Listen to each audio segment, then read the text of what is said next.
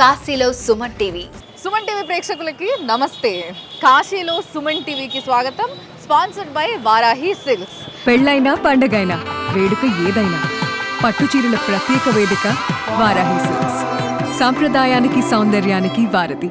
నమో భవాయ నమో హరాయ ఓం నమః శివాయ నమః శివాయ నమః శివాయ ఓం నమః శివాయ నమో భవాయ నమో హరాయ ఓం నమః శివాయ. కాలభైరవ స్వామి దర్శనం తర్వాత ఇప్పుడు మనం ఇంకొక అత్యంత ఇంపార్టెంట్, చాలా చాలా ఇంపార్టెంట్, ప్రతి ఒక్కరూ తప్పకుండా దర్శించుకోవాల్సిన గుడికి వచ్చినాం అనమాట.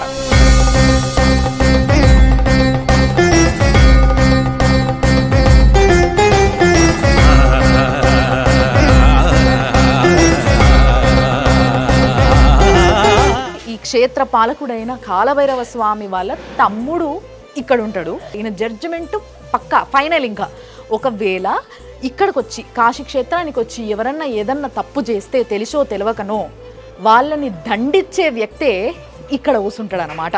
సో ఆయన్నే ఒకసారి ఇట్లా చూడండి, మీకు కూడా అర్థమైపోతుంది. శ్రీ దండపాణి భైరవ్ మందిర్. మీరు కాశీకి వచ్చినప్పుడు ఈయన దగ్గరికి రాకపోతే మీ కాశీ యాత్ర పూర్తి కానే కాదు ఎప్పటికీ కూడా. ఎందుకంటే మీరు కాశీలో తెలిసో తెలియక చేసిన తప్పులన్నిటినీ కూడా కొట్టేసేది ఈయననే. తెలుసు కదా మీకు. మనకి ఎప్పుడైతే మనము పోయిన తర్వాత నరకంలోకి పోయినప్పుడు అక్కడ మన పాపాల చిట్టా ఉంటుంది కదా, ఆ చిట్టాల ఇక్కడ మనం చేసిన పాపాలన్నిటినీ కూడా తీసేసి కొట్టేసే వ్యక్తి ఈయననే. ఆ మహనీయుడు ఈయననే. కాబట్టి మనసారా ఆయనని మొక్కుకోండి. తప్పకుండా ఈసారి మీరు కాశీకి వచ్చినప్పుడు ఈ దండపాలక భైరవ్ దగ్గరికి రావాల్సిందే.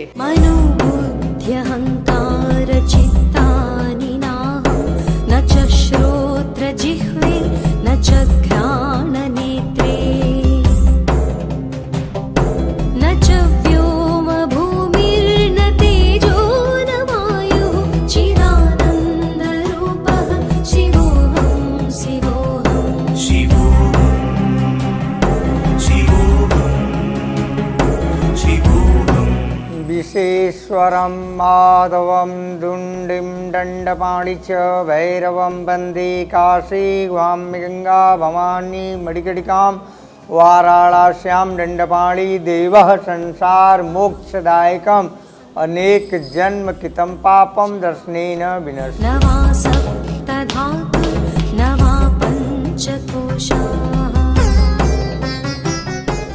దండపాణి భైరవ్ దర్శనం అయింది కదా.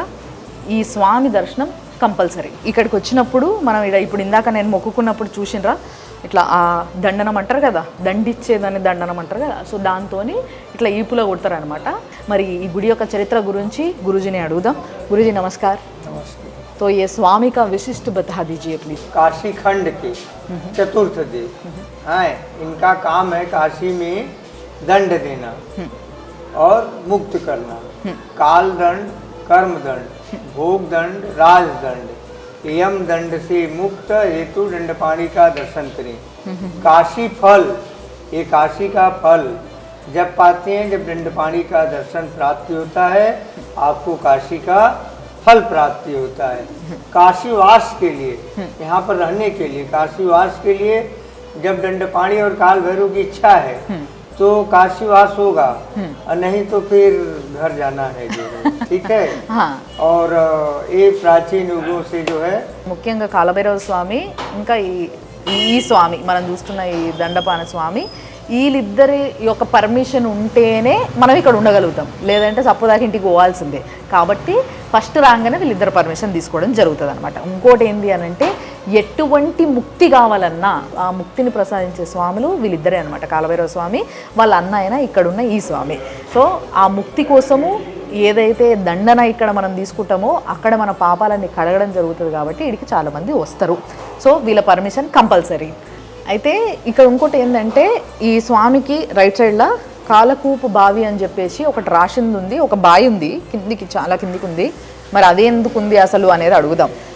గురుజీ, ये जो कालकूप बावी है तो इसका क्या है चरित्र? क्या इसका चरित्र ये है कि इस जल से, इस जल को पीने से किसी भी व्यक्ति का अकाल मृत्यु नहीं होती है, ठीक है।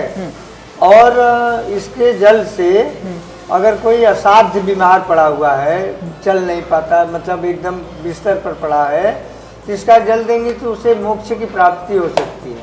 अच्छा, 100% या 99%। हाँ हाँ हाँ। और नहीं तो उसे लाभदायक हो सकता है, उसे लाभकारी करेगा जो। अच्छा, और ये जो ये बावी है, इसके बाजू वहाँ पे लिंग है पूरे। हाँ, ये पांचों पांडवों द्वारा महादेव को स्थापित किया गया है जो है। अच्छा। तो इसलिए इनका नाम पांचों పాండవ పర్గవాది। అచ్చా, ఆ బావి ఏదైతుందో ఆ బావిలో ఉన్న నీళ్లు తాగడం వల్ల ఫస్ట్లీ ఎటువంటి వ్యాధులున్నా ఏదైనా కూడా, ఒకవేళ మరణ భయం ఉన్నా, లేకపోతే వాళ్ళకి అకాల మృత్యు అంటారు కదా, అంటే చిన్న ఏజ్లోనే జీవితం చూడకుండా చనిపోయే జాతకస్తులు ఎవరైనా ఉన్నా కూడా వాళ్ళు బతికిపోతారు అన్నట్టు. అట్లా అకాల మరణం అనేది జరగదు ఎవ్వరికి ఆ నీళ్లు తాగిన వాళ్ళకి. అంతేకాకుండా ఎవరికైనా ఏదైనా పెద్ద వ్యాధి, అసలు ఒక్కసారిగా మంచం మీద పడిపోయి ప్రాణము అటు పోకుండా ఉండి కొట్టుకునేటోళ్ళు ఉంటారు చూసిండ్రా, సో వాళ్ళ యొక్క ముక్తి కోసం ఈ నీళ్ళని, అంటే వాళ్ళకి మోక్షాన్ని ప్రసాదించే జలం అనమాట అందులో ఉన్న నీళ్ళు. లేదు అంటే వాళ్ళని బతికిస్తా, అంటే వాళ్ళకి ఇంకా ఉంది, బతికేది ఉంది, ఇంకా తీర్చేది ఉంది, ఇంకా చేసేది ఉంది అని అంటే వాళ్ళని బతికిచ్చేస్తాడట. దాని తర్వాత ఆ బావికి పక్కనే 5 లింగాలు ఉన్నాయి ఇట్లా. ఆ 5 లింగాల కథ ఏంది అని అడిగితే ఆయన చెప్పింది ఏంటంటే, పంచపాండవులు ఇక్కడికి వచ్చి ఆ 5 లింగాలని అక్కడ ప్రతిష్ఠించడం జరిగింది అని చెప్పిండు. ఆ లింగాల జాగని, ఆ లింగాలను ఏమంటారంటే పంచపాండవులు లింగం అనమాట. అంటే పంచపాండవులు 5 లింగాలను ప్రతిష్ఠించినందుకు ఆ పేరు వచ్చింది. ఆ బావి నీళ్ళని కొంచెము సేవిద్దాము, అవి తాగడంతో పాటు ఆ లింగాలను కూడా దర్శించుకుందాం పని. ధన్యవాదాలు గురించి.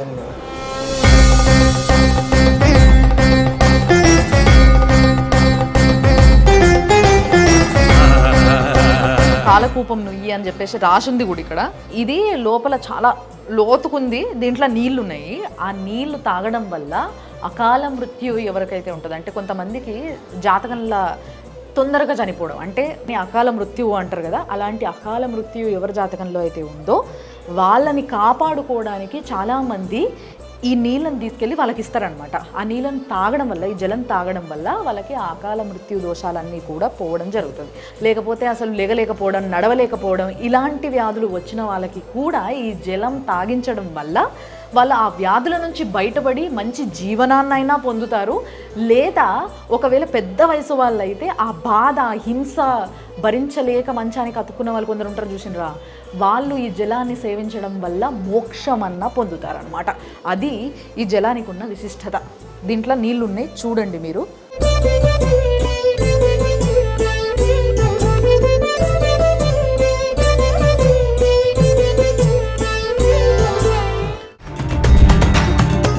కాశీలో Suman TV sponsored by Varahi silks.